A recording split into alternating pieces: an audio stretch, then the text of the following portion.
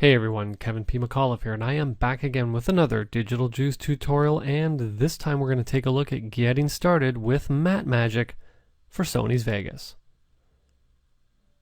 Now, as I start out all my getting started with tutorials, I've got to remind you that if you haven't downloaded the most recent version of the Juicer, you need to head on over to the Digital Juice website and download it. It's an absolutely free download for Windows and for Mac. And it might seem like, as of this recording, the most recent version of the Juicer is Juicer 3.9 build 102. What's important to keep in mind is that even though in most cases you might think you have the most recent version of the Juicer, the team at Digital Juice is always working on making improvements. So what happens is when you make your purchase, you're going to receive an email that's going to give you a link to the most recent version of the Juicer. And as you can see from inside the Juicer, the most recent version of the Juicer that I'm using is Juicer 3.9 build 105. You see, slightly different from what currently is on the website right now. That's because I'm recording this before this version of the Juicer is released. That's why it's always important to stay on top of having the most recent version so that you can make sure that inside the Juicer you have all of the categories over here that you should have, including, as you can see right here, matte magic. Now, I'm not going to go into anything as far as working with these elements inside of the Juicer. Why? Well, because I already did a tutorial on getting started with matte magic using the Juicer, obviously in a previous lesson. In this lesson, believe it or not, we're actually not going to do anything that has to do with using the Juicer at all. All of the work we're going to do is with the originally installed elements. Now, how do we find them? Well, it's actually very easy. What I'm going to do is I'm simply going to minimize the Juicer here for a second. We're just going to close out of Firefox. I'm going to call up a new Windows Explorer window by simply hitting Windows E on my keyboard. And I'm going to come to my data drive here, and I'm going to come into the Digital Juice folder right here. And you can see that I have three different folders in here. I have animated lower thirds. I have another one right here, drag and drop. And last but certainly not least, I have matte magic. Now, obviously in the Juicer version of this tutorial, I actually had all of the elements installed, but for the purposes of what we're doing here on the Windows side and inside of Sony's Vegas, I only installed one folder just to show you how the hierarchy would work. Now, you'll see this folder is called MMTW. Now, if I Alt and Tab back into the Juicer, you'll see that if I come to matte magic in here, we have a folder called, appropriately enough, Trans Wipes right here. MMTW matte magic trans wipes, and you'll see I have the hard trans wipes installed here. So basically what I can do inside this folder is simply come in, I can go into the source folder, and here is all of the original elements as they were originally rendered out by the Digital Juice team, ready for me to use in any production I happen to be working on. Very cool. Okay, so let's get into Sony's Vegas and let me show you how simple these elements are to get started with working inside of any project you happen to be working on. Okay, so let's Alt and Tab into Sony's Vegas, and the first thing we obviously need is some footage to work with. So we're going to navigate down to Import. We're going to say Media, and let's import our trans wipes first. I'm just going to import all of them just because I don't know which one we're going to use just yet. And I'm going to come back up to File. We're going to come down to Import. I'm going to come to Media. And let's bring in some basketball footage from Digital Juice's Video Tracks HD. There we go right there. And I'm just going to grab, again, a bunch of shots. Not sure which ones I'm going to use yet.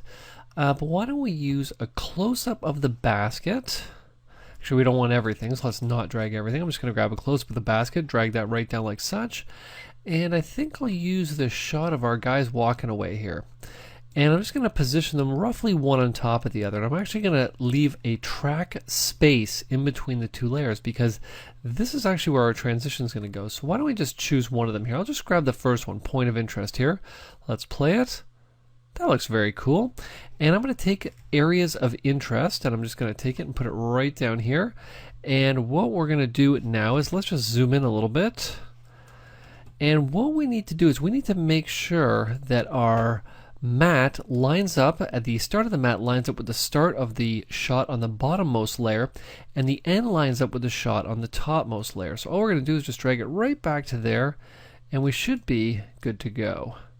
Now, of course, we're not going to see anything. All we're going to see is a cut because we haven't told Vegas what it is exactly that we want to do yet. Okay, so the first thing that we want to do once we have our elements laid out is we're going to come to our matte. And I'm simply going to navigate over here onto the track here, and we're going to select Track Effects, and I'm going to choose a Sony mask generator. I'm going to double click on that. I'm simply going to say OK, and I'm going to leave everything on its presets. We're not going to adjust one thing. I'm going to close this window, and what I'm going to do is I'm actually going to make this a compositing child. Now with that element set up, what we're going to do is navigate to our topmost layer now, and on the topmost layer we're going to again navigate over to the left, but not to Track Effects, but we're going to come to Track Motion. Now we're not actually going to be tracking any motion. What we want to do is we want to get in and use the transfer modes in here, and the transfer mode that we want to use is Multiply, and in brackets Mask.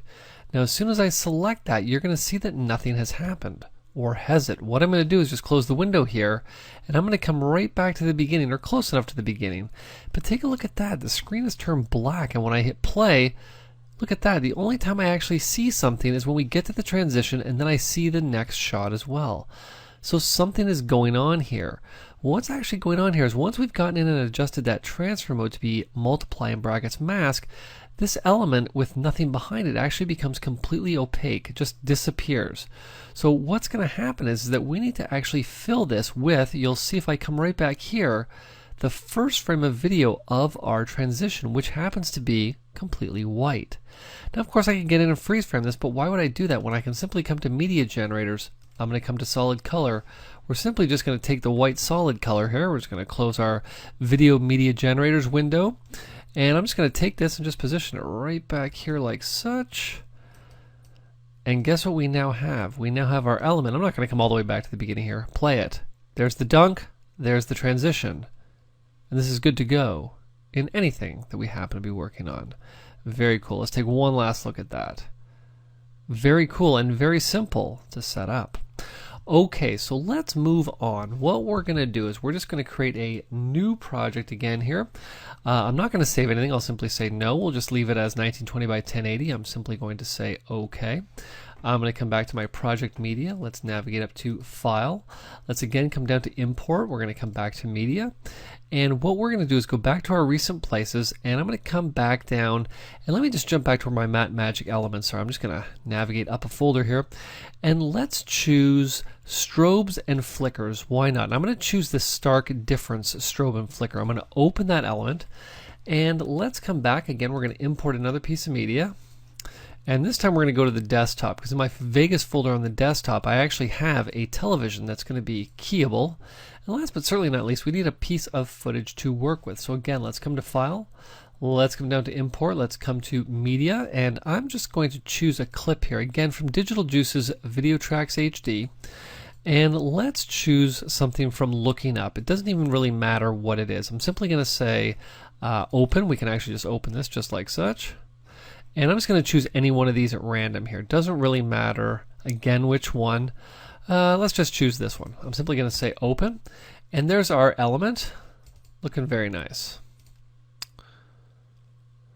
And remember, the whole point of this is that we want to completely destroy this element. We want to have it look like there's a horrible television reception. Again, clip looks awesome from Digital Juice's Video Tracks HD, so let's set this up. So the first thing we need is we need to have our element here, and it's going to be the bottommost layer. So again, I'm just going to position it on Video Layer 3, and what I'm going to do is just place the TV on the topmost layer, but way over here, because I don't need it for right now.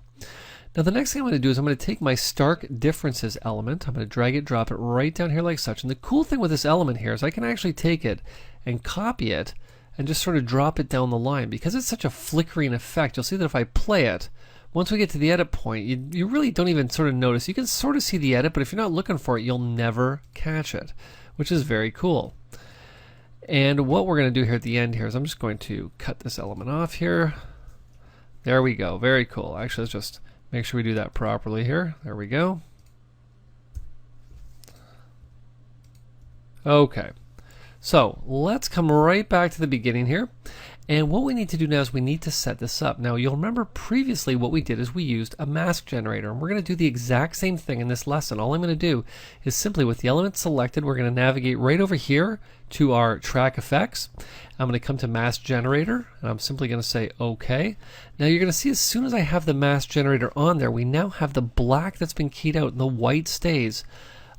which is not really what we want. We want to have, a big sort of, strobing black, sort of, I guess if you want to call it a signal pattern, just to make it look like everything is broken up.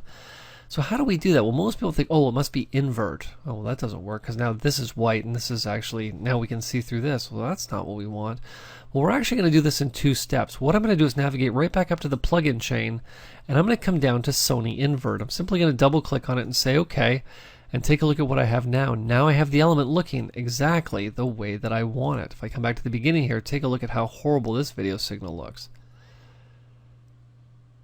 Now you'll remember when I set this up, you'll see I really don't have to do anything to each one of these clips. Why? Well, remember, this is a track effect that I'm doing. I'm laying this down on the entire track, which is very cool. Now I can put any elements in here if there were different breakup signals, and basically what I've done to one will be applied to everything. So let's take our TV set. Let's just drag it all the way back to the beginning here. I'm just going to extend it down because it is a still frame right down to the end here. And again, what we're going to do is we're going to come right back here to our track effects, but what we want now is, of course, chroma key. I'm simply now going to say OK. What we're going to do here is we're going to take our color keyer, and what I should probably do first here is just we're going to close this window here for a second, because I should come back here and park it right over top of my TV, because I'm going to need to eyedrop that green color. Okay, so let's do this again here. We're simply going to come back to the chroma key. I'm going to select the color of the key we want. We're going to select the eyedropper. I'm going to eyedrop that television. We're going to come back now. We're going to close our window. Let's just come right back here, simply hit play, and look at that horribly awful television signal that we now have. Brutal, but exactly what we want with the power of matte magic. Okay, so let us create a new project again. Simply select new project. We don't want to save any changes. We're going to say no. What I'm going to do now is simply say OK to create a new project. So we're up to our 4th awesome look. So again, up to File, down to Media. We're going to import some media.